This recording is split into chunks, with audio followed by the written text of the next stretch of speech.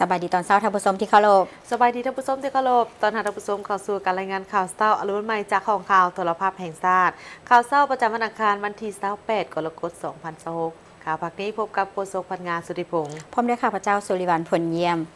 เจ้าสบายดีตอนเช้าสบายดีตอนเช้าพันงานเจ้ามื้อนี้มีข่าวหลายข่าวที่น่าสนใจมานำเสนอต่อท่านผู้ชมเช่นเคยสำหรับเช้ามื้อนี้ที่นครหลวงวิจันทร์ก็ยังต้องติดตามเรื่องของสภาพอากาศอยู่เพราะบางมื้อก็ครึ้มฟ้าครึ้มฝนในขณะที่กรมอุตุเองก็เตือนอยู่ระยะนี้แม่แล้วเพิ่นเตือนมาว่าประมาณวันที่25หาวันที่30ยังจะมีฝนตกในบางพื้นที่แต่เล็กน้อยถึงปานกลางเจ้าฉะนั้นก็ขอให้ท่านผู้ชมทางบ้านติดตามข่าวพยากรณ์อากาศเป็นประจำเนาะและข่าวเช้ามื้อนี้มีทั้งข่าวภายในข่าวต่างประเทศพร้อมด้วยข่าวกีฬามานำเสนอเริ่มต้นด้วยข่าวภารกิจการเคลื่อนไหวของท่านนายกรัฐมนตรีโดยท่านนายกรัฐมนตรีได้มีการชี้นำทางแขวงจำปาสักให้เล็งแก้ไขปัญหายาเสพติดเกี่ยวกับกลุ่มแก๊งสแกมเมอร์อย่างจริงจังและควบคุมการเก็บรายรับงบประมาณให้เข้มงวดและหันเป็นรัฐดิจิตอลอย่างเป็นรูปธรรมในตอนบ่ายวันที่24กรกฎาคม2026ที่เมืองโขงแขวงจำปาสักท่านสอนไซสิพันดอนนายกรัฐมนตรีผู้ชี้นำเวียกการรอบด้านแขวงจำปาสักสมาชิกสภาแห่งชาติประจำเขตเลือกตั้งที่15แขวงจำปาสักได้ให้เกียรติเข้าร่วมและโอ้ล้มต่อกองประชุมคบคณะบริหารงานพรรคแขวงจำปาสักครั้งที่5สมัยที่9ในกองประชุมท่านอรุณไซสุนราชเลขาพรรคแขวงประธานสภาประชาชนแขวงจำปาสักได้รายงานให้ท่านนายกรัฐมนตรีทราบเกี่ยวกับการนำพาและชี้นำเวียกงานรอบด้านของคณะบริหารงานพรรคแขวงสมัยที่9ในระยะ6เดือนต้นปีที่ทางแผนการระยะ6เดือนท้ายปี2026และเนื้อในของการดำเนินกองประชุมครั้งนี้โดยเฉพาะการนำพาชี้นำจะตั้งปฏิบัติแผนพัฒนาเศรษฐกิจสังคมเวียกงานป้องกันชาติป้องกันความสงบการก่อสร้างรากฐานการเมืองพัฒนาชนบทหรือปราบความทุกข์ยากและอื่นๆในโอกาสดังกล่าวท่านนายกรัฐมนตรีได้เน้นให้คณะพรรคแขวงสืบต่อยกสูงบทบาทการนำพาของพรรครักษาความสามัคคีเป็นเอกภาพภายในให้เป็นปึกแผ่นแน่นหนาสืบต่อสุ่มใส่ปฏิบัติวาระแห่งชาติว่าด้วยการแก้ไขปัญหายาเสพติดและปัญหากลุ่มแก๊งสแกมเมอร์อย่างจริงจังเด็ดขาดและต่อเนื่องคุ้มครองเก็บรายรับงบประมาณให้เข้มงวดและเด็ดขาดเร่งรัดการหันเป็นทันสมัยระบบ Tax List Easy Tax และระบบการชำระผ่านธนาคารให้กวมเอาบรรดาหัวหน่วยธุรกิจอย่างทั่วถึงเพื่ออัดซองโวการหัวไหลของงบประมาณสุกยู่การส่งเสริมการผลิตภายในเพื่อทดแทนการนำเข้าให้เป็นขบวนการแข็งแรงรับประกันการสนองเสบียงอาหารรับใช้ภายในแขวงให้เพียงพอและสร้างเงื่อนไขให้แก่การส่งออกผ่านด้านสากลที่มีอยู่ให้หลายขึ้นเพิ่มทวีการกวดคุ้มครองราคาสินค้าและดำเนินมาตรการทางกฎหมายต่อผู้กักตุนสินค้าและกลุ่มคนที่เคลื่อนไหวบริการแลกเปลี่ยนเงินตราต่างประเทศโดยบ่ถูกต้องพร้อมกันนั้นยังได้ชี้นำให้ฮีพรค้นคว้าและวางมาตรการแก้ไขปัญหาการปราการเรียนของนักเรียนปรับปรุงสวัสดิการและนโยบายต่างๆต่อครูสอนโดยเฉพาะครูอาสาสมัครอยู่เขตห่างไกลซอกลีกให้มีกำลังใจปฏิบัติหน้าที่สุ่มใส่ยกระดับการบริการสาธารณสุขให้แก่ประชาชนอยู่รากฐานเกี่ยมพร้อมรอบด้านเพื่อรับมือกับภัยพิบัติธรรมชาติที่อาจเกิดขึ้นอย่างทันการสืบต่อเร่งรัดการปรับปรุงกลไกการบริหารรัฐให้กระทัดโปร่งใสและว่องไวโดยการหันเป็นรัฐดิจิตอลอย่างเป็นรูปธรรมเพิ่มทวีการบริการผ่านประตูเดียวเพื่ออำนวยความสะดวกให้แก่การลงทุนและการบริการประชาชนอย่างว่องไวและโปร่งใสท่านสอนไซศรีพันดอนนายกรัฐมนตรีชี้นำตาแสงกระดันสุ่มใส่สร้างความเข้มแข็งด้านการเมืองรักษาความสงบและยู่แหงการพัฒนาเศรษฐกิจสังคมพร้อมเน้นให้เอาใจใส่แก้ไขปัญหายาเสพติดปกปักรักษาทรัพยากรธรรมชาติและยกระดับคุณภาพชีวิตการเป็นอยู่ของประชาชนท่านสนไซศรีพันดอนกรรมการกรมการเมืองศูนย์กลางพรรคนายกรัฐมนตรีสมาชิกสภาแห่งชาติประจำเขตเลือกตั้งที่15แขวงจำปาสักได้ลงเคลื่อนไหวเยี่ยมยามและพบปะโอ้ล้มคณะพรรคองค์การปกครองเมืองโขงคณะกรรมการปกครองตาแสงกำลังป้องกันชาติป้องกันความสงบและพ่อแม่ประชาชนอยู่ตาแสงกระดานเมืองโขงแขวงจำปาสัก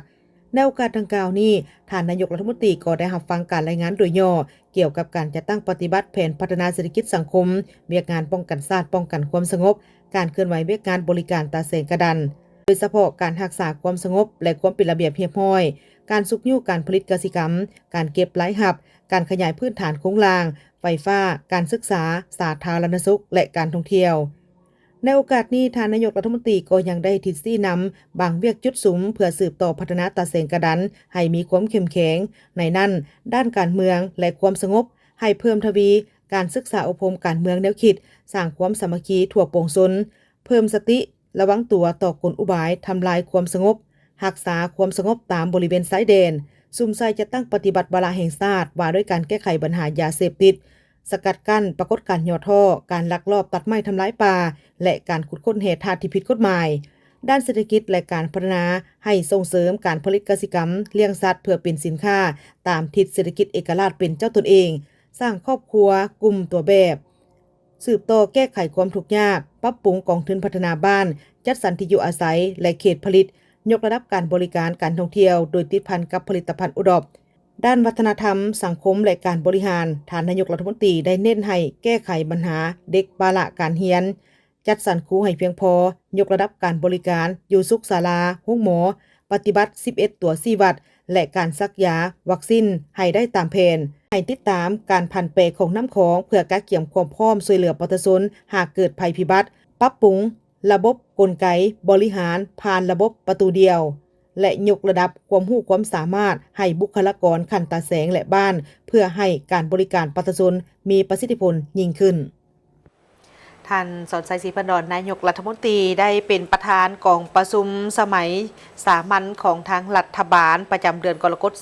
2026 โดยกองประชุมครั้งนี้แม่นได้พร้อมกันรับฟังและก็ประกอบความคิดความเห็นต่อกับการรายงานสภาพพ้นเด่นประจำเดือนกรกฎาคมและทิศทางเวียกงานจุดสุมประจำเดือนสิงหาที่จะมาถึงนี้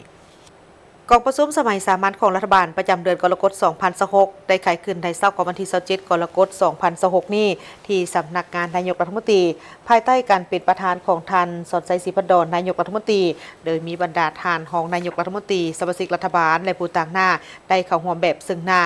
บรรดาประธานรองประธานคณะกรรมการปกครองนครหลวงเวียงจันทน์และบรรดาแขวงได้เข้าร่วมผ่านระบบกองประชุมทางไกล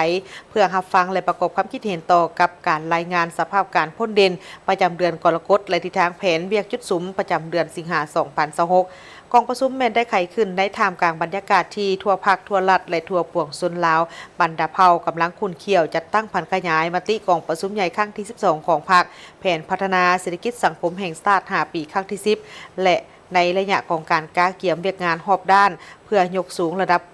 เวียกงานพัฒนาชนบทและแก้ไขความทุกข์ยากเป็นวาระแห่งชาติเคียงคู่กันนั้นในท่ามกลางที่สภาพการของโลกและสากลยังสืบต่อเข่งห้อนซับซ้อนและคาดคะเนได้ยากเป็นต้นแมนปัญหาข้อขัดแย้งอยู่ตะวันออกกลางปัญหาอุกเรนปัญหาทะเลจีนใต้ปัญหาความเข่งตึงอยู่ประเทศใกล้เคียงและอื่นๆซึ่งส่งผลกระทบเฮ็ดให้สภาพเศรษฐกิจของโลกมีความยุ่งยากอยู่แล้วนั่นยิ่งสืบต่อเพิ่มทวีความผันผวนและมีผลกระทบเป็นวงกว้างตื่มอีกสำหรับประเทศลาวของพวกเขาแม่นได้รับผลกระทบจากสภาพการดังกล่าวนี้โดยเฉพาะก็แม่นจากหากว่าสภาพยังสืบต่อมีความยืดเยื้อต่อไปอาจจะเฮ็ดให้ราคาน้ำมันเสื้อไฟสูงขึ้นเฮ็ดให้ต้นทุนของการนำเข้าการขนส่งการผลิตและการบริการภายในประเทศสูงขึ้นพร้อมกันด้านการผันผวนของอัตราการแลกเปลี่ยนจากการแข่งขาของเงินตราต่างประเทศและผลกระทบจากภัยพิบัติทางธรรมชาติอาจส่งผลกระทบให้ราคาสินค้าที่นำเข้านั้นสูงขึ้นกระทบต่อกับค่าครองชีพกำลังซื้อต้นทุนของภาคธุรกิจและชีวิตการเป็นอยู่ของประชาชนฉะนั้นต้องได้มีมาตรการในการรับมือกันในการแก้ไขตั้งแต่หัวทีเหตุให้ทันการเพื่อบ่ให้กระทบห้ายแฮงต่อกับชีวิตการเป็นอยู่ของประชาชนพนักงานรัฐกรและการพัฒนาเศรษฐกิจสังคมของประเทศเฮากองประชุมจะดำเนินไปเป็นเวลา2 วันโดยจะได้พร้อมกันค้นคว้าและปรึกษาหารือประกอบความคิดเห็นและพิจารณาต่อกับปัญหาบรรดา ต่อกับบรรดาหัวข้อที่สำคัญก็คือรายงานสภาพการที่พ้นเด่นและเวียกงานจุดสุ่มอันที่ด่วนจำนวนหนึ่งก็คือ 1. แมนปฏิบัติเวียกงานจุดสุ่มพ้นเด่นประจำเดือนกรกฎและทิศทางแผนการประจำเดือนสิงหาคม 2026 ของรัฐบาล 2. สภาพพ้นเด่นภาคพื้นและสากลเวียกงานป้องกันชาติป้องกันความสงบและ 3. การแก้ไขปัญหาน้ำมันเสื้อไฟพร้อมทางได้รับฟังผลของการค้นคว้าปรับปรุงบัญชีกิจการควบคุมกฎหมายว่าด้วยการส่งเสริมการลงทุนความคืบหน้าของบรรดาห้างเอกสารที่นำเข้าผ่านกองประชุมสมัยสามัญเทื่อที่ 2 ของสภาแห่งชาติสุดที่ 10 ห่างมติว่าด้วยการพัฒนาทรัพยากรมนุษย์ที่มีคุณภาพตอบสนองการพัฒนาในเงื่อนไขใหม่ห่างกฎหมายว่าด้วยการปกป้องเงินฝากห่างกฎหมายว่าด้วยการจราจรทางบกห่างกฎหมายว่าด้วยนายทหารกองทัพประชาชนลาวในโอกาสดังกล่าวนี้ท่านนายกรัฐมนตรีก็ได้เรียกร้องมายังบรรดาท่านสมาชิกรัฐบาลและบรรดาท่านที่เข้าร่วมในกองประชุมให้พร้อมกันเอาใจใส่ในการค้นคว้าและประกอบความคิดเห็นอย่างลึกซึ้งแทศกับสภาพความเป็นจริงของแต่ละปัญหาด้วยการเสนอทัศนะอย่างกงไปกงมากระทัดรัดมีจุดสุมมีทางออกที่จะแจ้งเฮ็ดให้ผลของกองประชุมในครั้งนี้ได้รับการจัดตั้งปฏิบัติอย่างเป็นรูปธรรมและมีประสิทธิผลสูงท่านท้องสวรรค์พรหมวิหารรองนายกรัฐมนตรีกระทรวงการต่างประเทศแห่งสาธารณรัฐประชาธิปไตยประชาชนลาวเข้าร่วมพิธีลงนามเอกสารเข้าเป็นภาคีของสนธิสัญญาไมตรีจิตและการร่วมมือในอาเซียนตะวันออกเฉียงใต้ TAC และกองประชุมระดับสูงของบรรดาภาคีสนธิสัญญาดังกล่าวในวันที่24กรกฎาคม2026ที่มะนิลาฟิลิปปินส์ท่านท้องสวรรค์พรหมวิหารรองนายกรัฐมนตรีกระทรวงการต่างประเทศแห่งสาธารณรัฐประชาธิปไตยประชาชนลาวได้เข้าร่วมพิธีลงนามเอกสารเพื่อเข้าเป็นภาคีของสนธิสัญญาไมตรีจิตและการร่วมมือในอาเซียนตะวันออกเฉียงใต้โดยประเทศโปโลนลิทัวนีรูมานีและซูแอตการเข้าเป็นภาคีของสนธิสัญญาไมตรีจิตและการร่วมมือในอาเซียนตะวันออกเฉียงใต้อย่างเป็นทางการโดย4ประเทศเฮ็ดให้จำนวนภาคีของสนธิสัญญาเพิ่มเป็นทั้งหมด62ภาคีในปัจจุบันในวันเดียวกันท่านท้องสวรรค์พรหมวิหารรองนายกรัฐมนตรีกระทรวงการต่างประเทศได้นำพาคณะเข้าร่วมกองประชุมระดับสูงของภาคีสนธิสัญญาไมตรีจิตและการร่วมมือในอาเซียนตะวันออกเฉียงใต้เป็นหนึ่งในกิจกรรมเพื่อเฉลิมฉลองครบรอบ50ปีแห่งการสร้างตั้งสนธิสัญญาดังกล่าวกองประชุมแบ่งออกเป็น3ภาคย่อยคือการป้องกันข้อขัดแย้งและการทูตป้องกันเหตุการเพิ่มทวีการร่วมมือด้านความมั่นคงทางทะเลและการเพิ่มทวีการร่วมมือเพื่อรับมือกับภัยข่มขู่และข้อสิ่งท้าทายต่างๆที่อาจเกิดขึ้นเป็นต้นอาชญากรรมข้ามชาติการฉ้อโกงหลอกลวงทางออนไลน์การค้าขายยาเสพติดการฆ่ามนุษย์ภัยพิบัติทางธรรมชาติและอื่นๆซึ่งคณะผู้แทนลาวได้เข้าร่วมกล่าวคำเห็นในกองประชุมระดับสูงดังกล่าวในภาคที่ 3การจัดกองประชุมระดับสูงของภาคีสนธิสัญญาไมตรีจิตและการร่วมมือในอาเซียนตะวันออกเฉียงใต้ครั้งนี้ยังเพื่อเป็นการย้ำคืนความหมายความสำคัญของสนธิสัญญาดังกล่าวที่ได้เป็นเอกสารพื้นฐานสำคัญประกอบส่วนเข้าในการส่งเสริมการร่วมมือในภาคพื้นและในโลกส่งเสริมสันติภาพและแก้ไขข้อขัดแย้งโดยสันติวิธี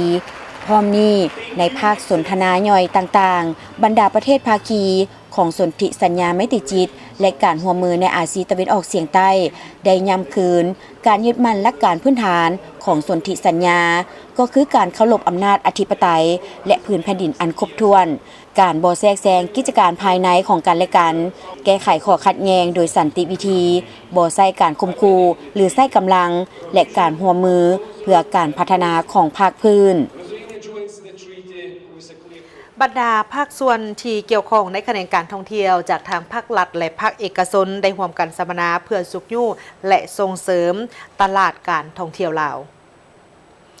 กองประชุมสัมมนาสุขยู่และส่งเสริมตลาดการท่องเที่ยวลาวได้จัดขึ้นในเมื่อวันที่27กรกฎาคม2026นี้ที่นครหลวงวิจันทร์ภายใต้การเป็นประธานของท่านนางดารณีพรหมวงศา รองรัฐมนตรีกระทรวงวัฒนธรรมและการท่องเที่ยวมีบรรดาภาคส่วนที่เกี่ยวข้องในขณะการท่องเที่ยวจากทางภาครัฐและภาคเอกชนเข้าร่วมท่านนางดลณีพรหมวงศาได้กล่าวว่ากองประชุมสัมมนาสุขยุ่และส่งเสริมตลาดการท่องเที่ยวลาวในครั้งนี้บ่เพียงแต่เอกภาพต่อกับแผนการส่งเสริมตลาดการท่องเที่ยวเท่านั้นแต่จะต้องได้เป็นจุดเริ่มต้นในการบุกทะลุแต่หัวทีในการลงมือจัดตั้งปฏิบัติตัวจริงการมีส่วนร่วมระหว่างภาครัฐภาคธุรกิจถือเป็นกุญแจที่สำคัญในการเฮ็ดเวียกงานของการส่งเสริมตลาดการท่องเที่ยวเพื่อให้พวกเขาได้ร่วมกันในการวางแผนที่ดีเลือกตลาดตั้งเป้าหมายกำหนดวิธีการแบ่งความรับผิดชอบที่ชัดเจนอันใดเป็นภาระของภาครัฐอันใดที่เป็นภาระของภาคธุรกิจซึ่งเชื่อว่ารัฐบาลและคู่ร่วมพัฒนาจะเห็นได้ถึงความสำคัญและพร้อมกันจะนำเสนอในการสนับสนุนทางด้านวิชาการและงบประมาณในกองประชุมครั้งนี้แม่นได้มีการนำเสนอถึงนโยบายของการส่งเสริมตลาดการท่องเที่ยวของสาธารณรัฐประชาธิปไตยประชาชนลาวรวมทั้งแผนการโฆษณาส่งเสริมการท่องเที่ยวในต่อหน้าและระดมแนวความคิดในการจัดตั้งปฏิบัติให้สอดคล้องกับความต้องการและสอดคล้องกับระเบียบกฎหมายของประเทศเฮาเวียกงานของการส่งเสริมตลาดการท่องเที่ยวถือเป็นเวียกงานที่สำคัญของแขนงการท่องเที่ยวมีบทบาทเป็นสื่อกลางในการนำเสนอการท่องเที่ยวและการโฆษณาเผยแพร่แนวทางนโยบายของพรรคและผลสำเร็จในการพัฒนาเศรษฐกิจสังคมแห่งชาติให้แก่สังคมลาวได้รับรู้เข้าใจอย่างลึกซึ้งนอกจากนั้นยังเป็นกำลังแรงที่ช่วยยู่ที่สำคัญในการโฆษณาบรรดาแหล่งท่องเที่ยวทางด้านวัฒนธรรมธรรมชาติประวัติศาสตร์กสิกรรมอย่างต่อเนื่องท่านผู้ชมทีมแพทย์หมอของห้องหมอมิตรภาพได้ประสบผลสำเร็จในการผ่าตัดปลูกถ่ายไขหลังให้กับคนเจ็บถือเป็นบาดเก้าที่โดดเด่นในการพัฒนาและยกสูงคุณภาพการบริการทางด้านการแพทย์หมออยู่ที่สาธารณรัฐประชาธิปไตยประชาชนลาวผลสำเร็จในการผ่าตัดในครั้งนี้ช่วยให้คนเจ็บไม่ได้มีความจำเป็นที่มีเงินไขสามารถเข้าถึงการเปลี่ยนถ่ายไขหลังอยู่ภายในประเทศโดยบ่จำเป็นต้องเดินทางไปปีนปัวอยู่ที่ต่างประเทศการคองคอยในการปลูกถ่ายไขหลังของคนเจ็บอยู่สาธารณรัฐประชาธิปไตยประชาชนลาวได้ปรากฏผลเป็นจริงเมื่อทีมแพทย์ห้องหมอมิตรภาพสำเร็จการผ่าตัดปลูกถ่ายไขหลังยกระดับการบริการสาธารณสุขอยู่สาธารณรัฐประชาธิปไตยประชาชนลาวดร.สอนไซราชวงศ์ผู้อำนวยการห้องหมอมิตรภาพได้กล่าวต่อทีมข่าวโทรภาพแห่งชาติลาวว่าในการจัดตั้งปฏิบัติการปลูกถ่ายไขหลังอยู่ห้องหมอมิตรภาพเป็นแห่งทำอิฐในสาธารณรัฐประชาธิปไตยประชาชนลาวที่ได้ปฏิบัติภารบทบาทเป็นปัวคนเจ็บพยาธิไขหลังสุดโทรมแบบกระทันหันและซ้ำเหือโดยเริ่มให้บริการฟอกเลือดฟอกไขหลังมาตั้งแต่ปี 1994 เป็นต้นมาเพื่อเป็นการยกระดับการเป็นปัวให้สูงขึ้นกระทรวงสาธารณสุขได้รับรองและอนุญาตให้2ห้องหมอรัฐคือห้องหมอมิตรภาพและห้องหมอศูนย์กลาง103กองทัพเป็นสถานที่ดำเนินการผ่าตัดปลูกถ่ายไขหลังการดำเนินงานการปลูกถ่ายไขหลังอยู่ห้องหมอมิตรภาพแม่นเทคนิคขั้นสูงสุดในการเป็นปัวพยาธิไขหลังสุดโทรมซ้ำเหือโดยอยู่ภายใต้การร่วมมือทางด้านวิชาการแบบบ่หวังผลกำไรร่วมกับห้องหมอรามาธิบดีประเทศไทยตามบทบันทึกความเข้าใจ MOU ที่ได้เซ็นร่วมกันในปี 2023ข้าพเจ้าอยากฝากเพิ่มเติมเกี่ยวกับการรักษาสุขภาพและการป้องกันพยาธิไขหลังทรุดโทรมนี้เพราะว่ารูปแบบของไขหลังทรุดโทรมนี้จะมี2รูปแบบอันที่1แม่นไขหลังทรุดโทรมแบบกระทันหันจะมาจากสาเหตุที่กระทันหันหลายอย่างที่บรรดาท่านก็สิฮู้เนาะ1แม่นการขาดน้ำแบบกระทันหันหรือว่าถูกธาตุเบื่อหุ่นแห้งเข้าในร่างกายเฮ็ดให้ไขหลังหันหยุดการทำงานอันนั้นแม่นเอิ้นว่าไขหลังทรุดโทรมแบบกระทันหันตัวนี้มันสามารถเป็นปัวด้วยการฟอกอาจจะคือ1 2 3 ครั้งก็สามารถดำเนินชีวิตได้เป็นปกติโครงการร่วมมือด้านวิชาการร่วมมือระหว่างห้องหมอมิตรภาพกับห้องหมอรามาธิบดีประเทศไทยด้านวิชาการแบบบ่หวังผลกำไรได้เน้นใส่การฝึกอบรมบุคลากรอย่างเป็นระบบทั้งอยู่ศูนย์ปลูกถ่ายอวัยวะห้องหมอรามาธิบดีและอยู่แผนกไขหลังห้องหมอมิตรภาพโดยห้องหมอมิตรภาพได้สร้างตั้งทีมปลูกถ่ายไขหลังมีข้อตกลงของผู้อำนวยการและภายใต้การชี้นำโดยกงจากคณะอำนวยการห้องหมอและทีมวิชาการประกอบด้วยทีมหมอไขหลังหมอผ่าตัดหมอวางยาสลบหมอหัวใจหมอเบาหวานหมอซึมเสื้อการยาหมอสุขภาพจิตทีมพยาบาลส่งเครื่องมือและนักโภชนาการ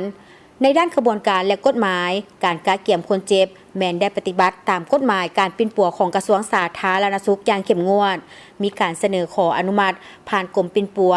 และองค์การกระทรวงสาธารณสุขนอกนี้ยังได้ปฏิบัติตามกฎหมายบ้านเมืองเพื่อป้องกันและหลีกเลี่ยงการซื้อขายอวัยวะผู้บริจาคไขหลังต้องเป็นสายญาติโดยกงที่สมัครใจ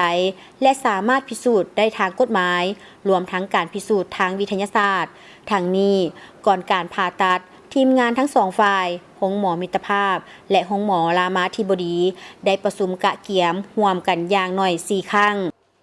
สภาพความพร้อมของหมอมิตรภาพของพวกเรานี้ก็แม่นมีทีมงานมีห้องผ่าตัดมีเครื่องมือทางการแพทย์ที่ครบถ้วนเป็นต้นว่าเครื่องกวด CT scanner MRI และก็การกวดทางด้านวิเคราะห์ของพวกเราต่างๆก็แม่นพวกเราได้มีความเพียบพร้อมทุกอย่างเนาะอันนี้พวกเราจะสามารถรับรองการผ่าตัดในอนาคตที่อาจจะมีจำนวนหลายเพิ่มขึ้นได้อันนี้พวกเราจะนั่นเพื่อว่าบ่อยากให้มีจำนวนหลายขึ้นพวกเราจะได้ให้ข้อมูลเกี่ยวกับการรักษาสุขภาพสุขอนามัยที่ถูกต้องเพื่อป้องกันพยาธิที่อาจจะเกิดขึ้นกับร่างกายของบรรดาท่านได้ผ่านการจัดตั้งปฏิบัติห้องหมอมิตรภาพสามารถผ่าตัดปลูกถ่ายไขหลังประสบผลสำเร็จแล้ว2กรณีคือกรณีที่1ผ่าตัดสำเร็จในวันที่18พฤศจิกายน2024โดยได้ติดตามผลแล้ว18เดือนกรณีที่2ผ่าตัดสำเร็จในวันที่6ตุลาคม2025โดยได้ติดตามผลแล้ว10เดือนปัจจุบันทั้งผู้บริจาคและผู้รับไขหลังทั้ง2กรณีแม้นมีสุขภาพแข็งแรงดีมีชีวิตใหม่และสามารถกลับคืนมาใช้ชีวิตได้อย่างเป็นปกติโดยได้รับการติดตามสุขภาพตามนัดอยู่ห้องหมอมิตรภาพอย่างเป็นระบบผลสำเร็จดังกล่าวนี้บ่เพียงแต่ช่วยลดผ่อนภาระและความยุ่งยากของคนเจ็บในการเดินทางไปต่างประเทศเท่านั้นหากยังเป็นสิ่งยั่งยืนถึงศักยภาพความพร้อมทางด้านวิชาการและพื้นฐานโครงสร้างของห้องหมอมิตรภาพในการก้าวสู่มาตรฐานใหม่ของการบริการสาธารณสุขอยู่สาธารณรัฐประชาธิปไตยประชาชนลาวในเมื่อวันที่25กรกฎาคม2026ที่ผ่านมานี้ทางบริษัทออโตเอเชียได้มีการนำเสนอรถ All New Aura 5 SUV EV ซึ่งได้จัดขึ้นอยู่ที่ห้องขายของ GMW ที่บ้านพลทานเมืองไซเซธานครหลวงเวียงจันทน์บริษัทออโตเอเชียนำเสนอรถ All New Aura 5 SUV EV อยู่ห้องขายรถ GWM เข้าร่วมโดยทานนางสมประสงค์ภาสินศักดิ์สิทธิ์ผู้จัดการทั่วไปบริษัทออโตเอเชียมีคู่ร่วมธุรกิจลูกค้าพร้อมด้วยแขกถึกเชิญเข้าร่วมทานนางสมประสงค์ภาสินศักดิ์สิทธิ์ได้กล่าวว่ารถไฟฟ้าแม่นทางเรื่องใหม่ของอุตสาหกรรมยานยนต์ทั่วโลกในนั้นรถยนต์ไฟฟ้าที่มีรูปร่างการออกแบบที่คล้ายคือกันปรากฏเห็นตามท้องถนนอย่างหลวงหลายแต่รถ Aura 5 SUV EV ที่หลายคนตามหาด้วยมนต์เสน่ห์การออกแบบแต่รถ Aura 5 SUV EV ที่หลายคนตามหาด้วยมนต์เสน่ห์ความสวยงามกำเนิดจากธรรมชาติสร้างสรรค์เพื่อชีวิตในเมืองอย่างแท้จริงพองานออกแบบดีไซน์จากธรรมชาตินั้นคือความบริสุทธิ์อันเป็นอมตะเหนือการเวลารถไฟฟ้า All New Aura 5 SUV ออกแบบมาเพื่อให้ลูกค้าชาวลาวโดยเฉพาะผู้ที่มักหักในรูปแบบการออกแบบที่มีเอกลักษณ์กำหนดมาตรฐานใหม่การผสมผสานที่ลงตัวระหว่างความปลอดภัยการผสมผสานที่ลงตัวระหว่างความสปอร์ตและความหรูหราในนั้นโดยตอบสนองตามทิศนำของรัฐบาลในการหันมาใช้ลดพลังงานสะอาดให้เพิ่มขึ้นอย่างต่อเนื่องพวกเขาเชื่อว่า Aura 5 จะเป็นอีกทางเลือกหนึ่งที่ตอบสนองเรื่องความประหยัดความทันสมัยและการรักษาสิ่งแวดล้อมให้แก่ทุกคน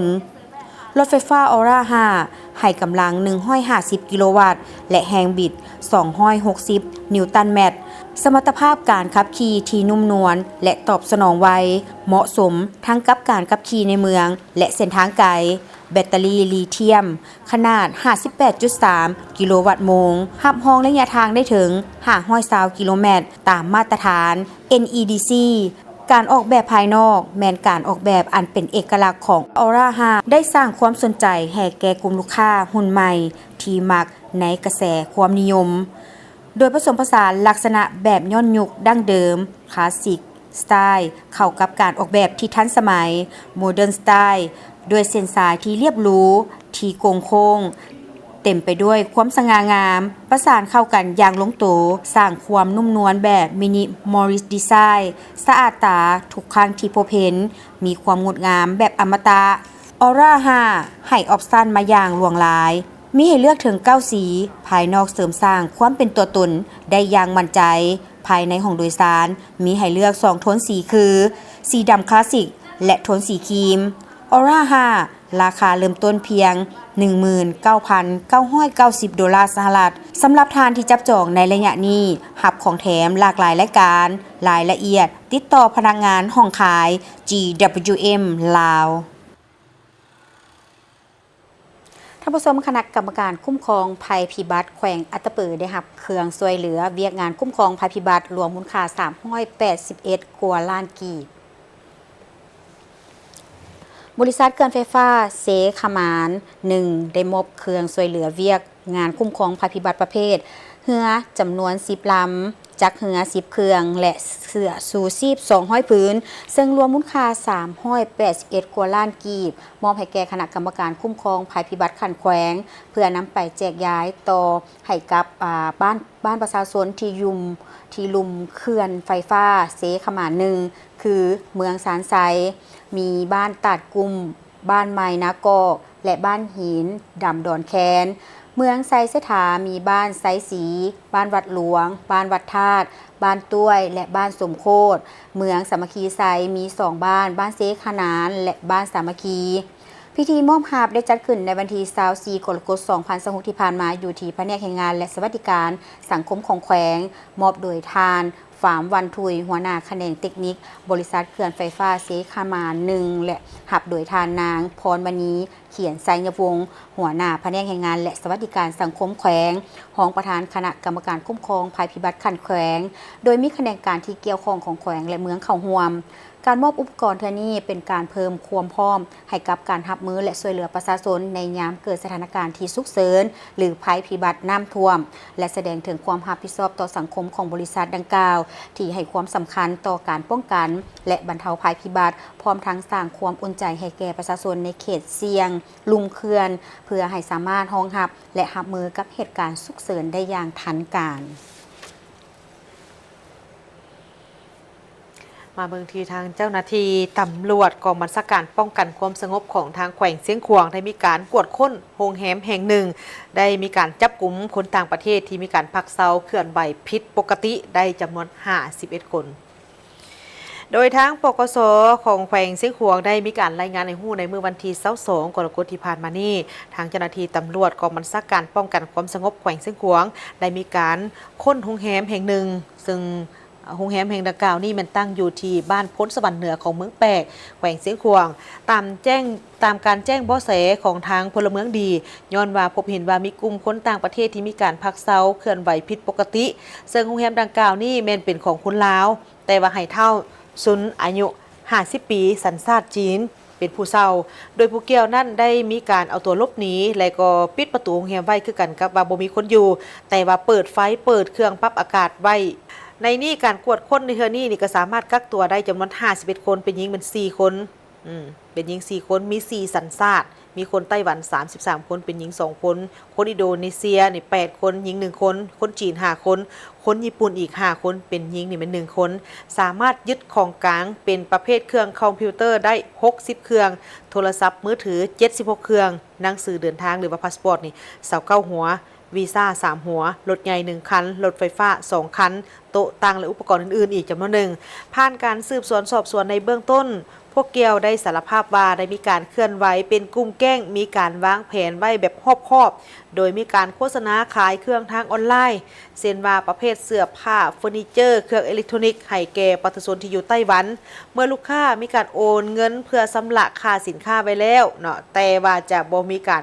ส่งสินค้าให้กับลูกค้าหมายความว่าตัวนี้นี่แม่นเอาเงินก่อน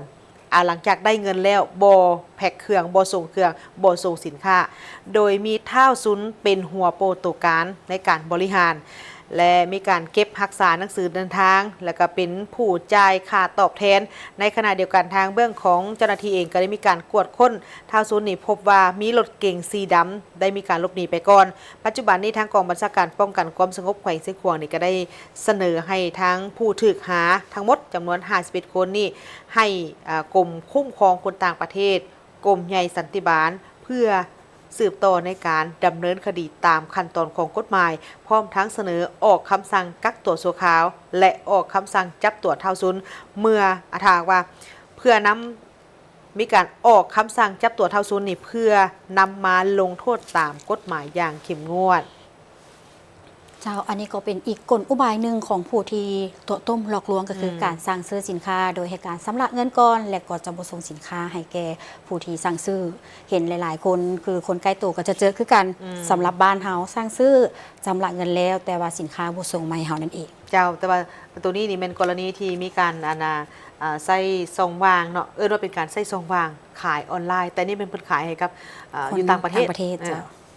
เจ้าท่านผู้ชมจะไปต่อที่พิธีประดับเหรียญทรายมิตรภาพเหรียญการมิตรภาพและใบย่องย่อรัฐบาลใบย่องย่อกระทรวงป้องกันประเทศสาธารณรัฐสังคมนิยมเวียดนามให้กลุ่มกองรวมหมู่และบุคคลผู้ประกอบส่วนขุดค้นอัฐิทหารอาสาสมัครและเซียวซานเวียดนามที่เสียสละชีวิตในปางสงครามอยู่ที่แขวงพงศาลี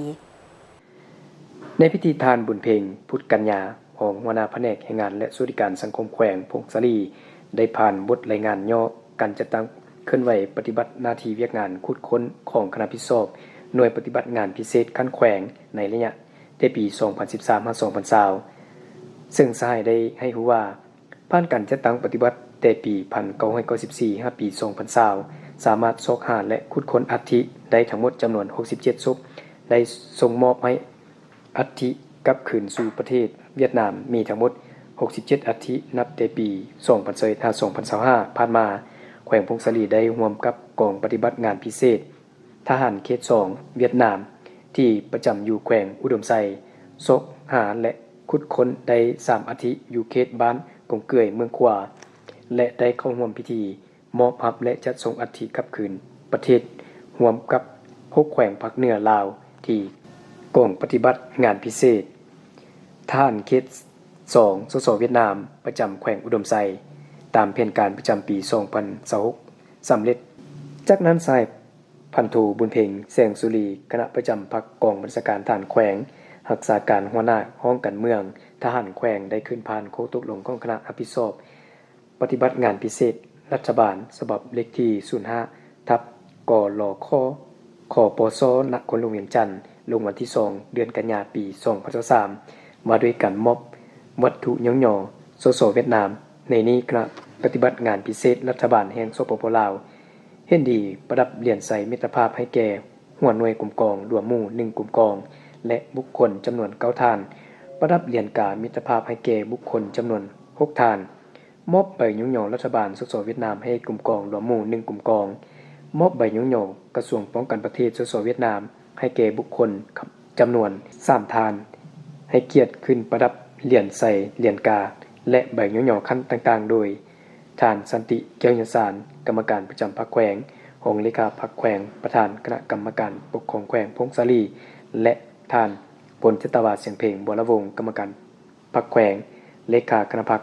หัวหน้าการเมืองกองบัญชาการทหารแขวงพงศาลีขึ้นรับโดยบรรดาท่านผู้ที่มีผลงานและญาติพี่น้องต่างหน้าผู้ที่มีผลงานและหัวหน้ากลุ่มกองที่มีผลงานตามลำดับท่านรองนายกรัฐมนตรี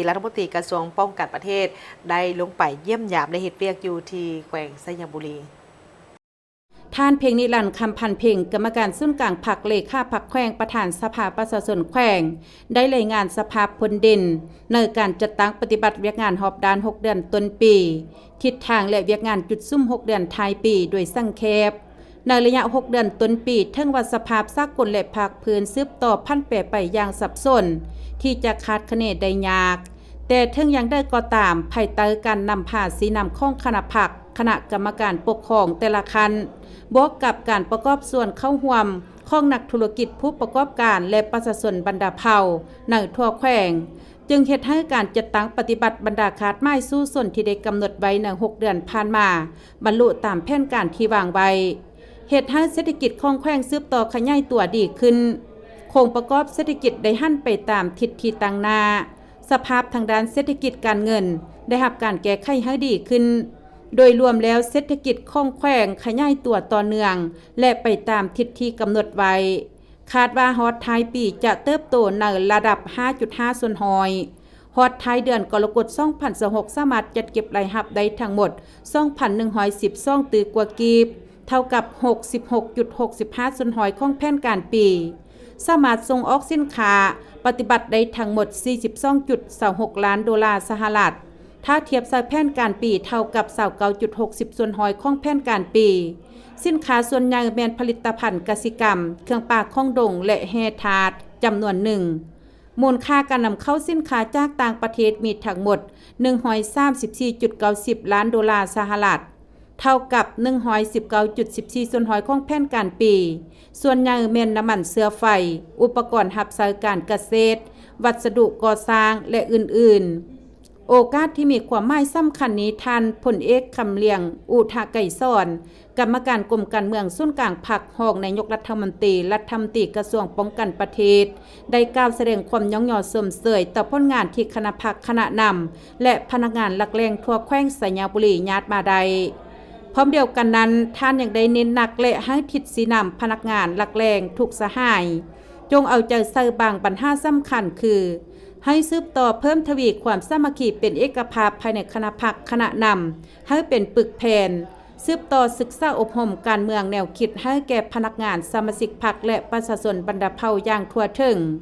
เอาใจใส่เวียกงานป้องกันศาสตร์ป้องกันความสงบทั่วปวงส่วนหอบดานหั่นลงก่อสร้างหักท่านการเมืองอย่างแท้จริงสุขโยการพัฒนาเศรษฐกิจสังคมแก้ไขความทุกข์ยากของประชาชนโดยหั่นเอาท่าแห่งบ่มสอนข้องแขวงมาสร้างให้เกิดประโยชน์สูงสุดต้านและสกัดกั้นปรากฏการณ์ย่อท้อต่างๆในสังคมเป็นต้นแม่นปัญหายาเสพติดอาชญากรรมและการบิดเบือนข้อมูลข่าวสารผู้ประจำการคณะเลขาธิการศูนย์กลางภาคลงเยี่ยมยามโครงการก่อสร้างเขื่อนไฟฟ้าน้ำของแขวงหลวงพระบางโครงการก่อสร้างเขื่อนไฟฟ้าน้ำคลองหลวงพระบางตั้งอยู่ระหว่างเมืองจอมเพชรและเมืองปักอู่แขวงนครบางเป็นโครงการพัฒนาเขื่อนไฟฟ้าพลังงานน้ำแบบยินหยงในเขตแม่น้ำคลองตอดลุ่มซึ่งได้ทอดทอนบทเรียนจากการพัฒนาเขื่อนไฟฟ้าน้ำคลองสยามบุรีมีมูลค่าการก่อสร้างประมาณ5 ตื้อดอลลาร์สหรัฐโดยได้ผ่านการวิเคราะห์พันธุ์ป่าเพื่ออนุรักษ์สำรวจออกแบบให้เหมาะสมกับพื้นที่โดยบ่ส่งผลกระทบต่อเขตมรดกโลกหลวงพระบางหลีกเลี่ยงผลกระทบหนักต่อสิ่งแวดล้อมและสังคมโดยเฉพาะระดับน้ำที่ยิ่งขึ้นบ่เกิน310 เมตรจากระดับหน้าน้ำทะเลหรือเท่ากับระดับน้ำที่เคยมีปริมาณสูงขึ้นในฤดูฝนระยะผ่านมามีสิ่งอำนวยความสะดวกให้กับการขึ้นลงของเรือขนส่งสินค้าระดับ500 ตนและเรือขนส่งโดยสารใช้เวลาประมาณ40 นาทีทางอำนวยความสะดวกการขึ้นลงของป่าห้องรับแห่งสั่นสะเทือนจากเหตุการณ์แผ่นดินไหวในระดับที่แน่นอนในพื้นที่พัฒนามีผลกระทบกวมสาวซ่องบ้านมีประชากรประมาณ 7,000 คนซึ่งได้มีการยกย้ายจัดสรรไปอยู่บอนไม้แล้วจำนวนหนึ่งซึ่งผู้พัฒนาโครงการได้เอาใจใส่สุขยูส่งเสริมการพัฒนาชีวิตการเป็นอยู่ของประชาชนตามนโยบายของรัฐบาลรับประกันให้ดีขึ้นกว่าเก่าภายหลังที่ได้รับการยกย้ายสำหรับเวียกงานก่อสร้างปัจจุบันกำลังดำเนินการก่อสร้างตามแผนการสามารถประเมินความคืบหน้าสำเร็จแล้ว72 ส่วนหอยโดยเฉพาะการก่อสร้างตัวเขื่อนซึ่งได้อวยนำให้เหือสามารถขึ้นลงได้ตามปกติและก่อสร้างหักฐานของตัวเขื่อนภายหลังสำเร็จจะสืบต่อเปลี่ยนแหลวนำเพื่อดำเนินการก่อสร้างหักฐานของเขื่อนอีกเบื้องคาดว่าโครงการก่อสร้างจะสำเร็จภายในระยะ5 ปีหรือประมาณปี 2030 จะได้เริ่มผลิตไฟฟ้าโอกาสนี้พลเอกวิไลลักษณ์คำฟองได้มีคำเห็นเจาะจิ้มบางปัญหาเป็นต้นการปฏิบัตินโยบายต่อผู้ที่ได้รับผลกระทบการระบายตะกอนของเขื่อนสภาพการรักษาระดับน้ำในฤดูแล้งอยู่กองเขื่อนการจำหน่ายไฟฟ้าภายหลังการก่อสร้างสำเร็จและการสร้างผลประโยชน์ให้แก่รัฐบาลก็คือท้องถิ่นจุดที่ตั้งของการพัฒนาเขื่อนไฟฟ้าซึ่งได้รับการตอบแต่ละปัญหาอย่างละเอียดแต่ละปัญหาจากผู้บริหารโครงการ จากนั้นผู้ประจำการคณะเลขาธิการศูนย์กำพักและคณะได้เที่ยวชมเคปพัฒนาตัวเขื่อนตื่มอีกท่านรองประธานคณะกรรมการปกครองแขวงอุดมไซพร้อมด้วยคณะได้ลงไปติดตามสุขโยโครงการพัฒนาเมืองอุตสาหกรรมทันสมัยและเป็นมิตรต่อสิ่งแวดล้อมอยู่ที่เมืองนาหมอกแขวงอุดมไซในการติดตามโครงการครั้งนี้ได้รับฟังการรายงานย่อสภาพการจัดตั้งปฏิบัติโครงการจากคณะรับผิดชอบซึ่งโครงการพัฒนาเมืองอุตสาหกรรมทันสมัยและเป็นมิตรต่อสิ่งแวดล้อมของบริษัทอมตะซิตี้ลาวจำกัดอยู่เมืองนาหมอกแขวงอุดมไซเป็นโครงการที่รัฐบาลให้ความสำคัญและถือเป็นหนึ่งในบริมสิทธิ์ของรัฐในการพัฒนาภาคเหนือให้กลายเป็นฐานการผลิตการบริการและการลงทุนที่สำคัญของประเทศนะครับการลงนามสัญญาสัมปทานจากรัฐบาลเพื่อพัฒนาพื้นที่ให้กลายเป็นตัวเมืองอุตสาหกรรมที่ทันสมัยนำใช้เทคโนโลยีสะอาดและเป็นมิตรต่อสิ่งแวดล้อมโครงการคาดหวังจะเป็นศูนย์กลางด้านอุตสาหกรรมโลจิสติกส์การค้าและการบริการที่จะสร้างวิกฤตงานทำสร้างรายรับและยกระดับคุณภาพชีวิตของประชาชนนับแต่หลังฤดูฝนปี 2025 เป็นต้นมาผู้พัฒนาโครงการได้เริ่มปรับปรุงหน้าดินและกาเกียมพื้นที่ในระยะที่ 1เพื่อรองรับการลงทุนพร้อมกันนั้นก็ได้กาเกียมแผนพัฒนาโครงสร้างพื้นฐานที่จำเป็นเส้นทางหลักและทางเชื่อมต่อจากเส้นทางเลขที่ 13 เหนือการกำหนดพื้นที่สำหรับระบบน้ำประปาบำบัดน้ำเปื้อนสำนักงานภาคสนามรวมถึงการกาเกียมการเชื่อมต่อไฟฟ้าและสถานีไฟฟ้าเพื่อรองรับการลงทุนในขั้นต่อไปเรื่องงานเหล่านี้ถือเป็นขั้นตอนสำคัญในการสร้างความเชื่อมั่นให้แก่นักลงทุนถึงว่าในระยะผ่านมาโครงการจะเผชิญกับอุปสรรคหลายด้านทั้งจากสภาพพื้นที่ต้นทุนการก่อสร้างและปัจจัยภายนอกแต่ผู้พัฒนาโครงการยังพยายามปรับแผนแก้ไขปัญหาและเร่งการกาเกียมความพร้อมในด้านต่างๆเพื่อให้โครงการสามารถก้าวไปตามแผนที่วางไว้เมืองนาหมอกเป็นเขตที่มีท่าแหงแต่ยังขาดการลงทุนขนาดใหญ่และโครงสร้างพื้นฐานหลายด้านดังนั้นการที่รัฐบาลส่งเสริมให้มีนักลงทุนที่มีศักยภาพเข้ามาพัฒนาบ่แม่นเป็นเพียงการนำใช้พื้นที่แต่เป็นการนำเอาทุนเทคโนโลยีการจ้างงานและโอกาสใหม่มาสู่ท้องถิ่นเมื่อโครงการสำเร็จจะเป็นพื้นฐานสำคัญในการดึงดูดโรงงานและธุรกิจต่างๆเข้ามาลงทุนอาจจะนำไปสู่การสร้างวิกฤตงานทำยกระดับรายรับและพัฒนาคุณภาพชีวิตของประชาชนในระยะยาวในโอกาสนี้ท่านรองประธานคณะกรรมการปกครองแขวงอุดมไซได้เน้นหนักให้คณะรับผิดชอบและบริษัทเอาใจใส่สืบต่อจัดตั้งปฏิบัติงานตามแผนการที่วางไว้ให้มีผลสำเร็จ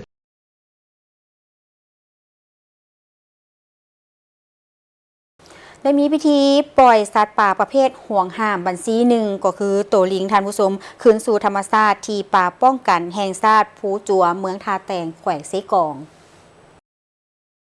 ทานไพศรีอาญาวงศ์ห้องหัวหน้ากองกวดการทรัพยากรธรรมชาติและสิ่งแวดล้อมรายงานว่าโดยปฏิบัติตามคำสั่งเลขที่25/นย.ลงวันที่17 กันยายน 2025เจ้าหน้าที่กองกวดการทรัพยากรธรรมชาติและสิ่งแวดล้อมแผนกกสิกรรมและสิ่งแวดล้อมแขวงเซกองได้ประสานสมทบกับภาคส่วนเกี่ยวข้องเพื่อจะตั้งปฏิบัติตามคำสั่งดังกล่าวซึ่งในวันที่15 กรกฎาคม 2026ที่ผ่านมาได้รับแจ้งจากพลเมืองดีว่ามีคนต่างประเทศสัญชาติจีนที่มาเซาเฮือนตนมีสัตว์ป่าห่วงห้ามไว้ในครอบครองเลี้ยงไว้อยู่บ้านเพียใหม่เมืองละมามแขวงเซกองฉะนั้นเจ้าหน้าที่กองกวดการทรัพยากรธรรมชาติและสิ่งแวดล้อมจึงได้เคลื่อนไหวกวดกาจึงได้พบเห็นแท้ตามการรายงานของพลเมืองดีพบเห็นสัตว์ป่าประเภทลิงกังจำนวน13ตัวเพศผู้6ตัวเพศแม่7ตัวสัตว์ดังกล่าวแม่นนอนในสัตว์ป่าห่วงห้ามบัญชีหนึ่งจากนั้นเจ้าของเฮือนผู้ให้คนต่างประเทศเซาเฮือนได้ประสานหาเจ้าของสัตว์จึงเห็นดีตกลงมอบสัตว์ให้เจ้าของเฮือนหลังจากนั้นเจ้าของเฮือนจึงได้มอบสัตว์ดังกล่าวให้กองกวดกามารักษาไว้เพื่อเบิ่งแย่งฟื้นฟูบำบัดรักษาตามหลักการวิทยาศาสตร์เพื่อปล่อยคืนสู่ธรรมชาติที่เหมาะสมตามระบบนิเวศโอกาสนี้ท่านไพศมรไอแก้วห้องหัวหน้าแผนกกสิกรรมและสิ่งแวดล้อมแขวงเซกองได้กล่าวว่าการปล่อยสัตว์ป่าคืนสู่ธรรมชาติในครั้งนี้มีความสำคัญยิ่งเป็นการคืนความสมดุลให้กลับคืนสู่ป่าและปกปักรักษาสัตว์ป่าที่ใกล้จะสูญพันธุ์ไว้อยู่ในการคุ้มครองอนุรักษ์เพื่อให้มีการขยายพันธุ์หลายขึ้นขณะเดียวกันท่านนางนุกรไสสง่าคณะประจำภาคเมืองประธานแนวราสร้างศาสตร์เมืองทาแตงได้เน้นให้องค์การปกครองบ้านห้วยทรายเอาใจใส่ติดตามกวดการลักลอบล่าสัตว์ป่าห่วงห้ามถ้าพบเห็นให้หีบฮ้อนแจ้งเจ้าหน้าที่เกี่ยวข้องเพื่อปฏิบัติตามระเบียบกฎหมายอย่างเข้มงวดจากนั้นก็ได้ปล่อยสัตว์ป่าห่วงห้ามประเภทลิงกังจำนวน13ชีวิตกลับคืนสู่ธรรมชาติที่แท้จริง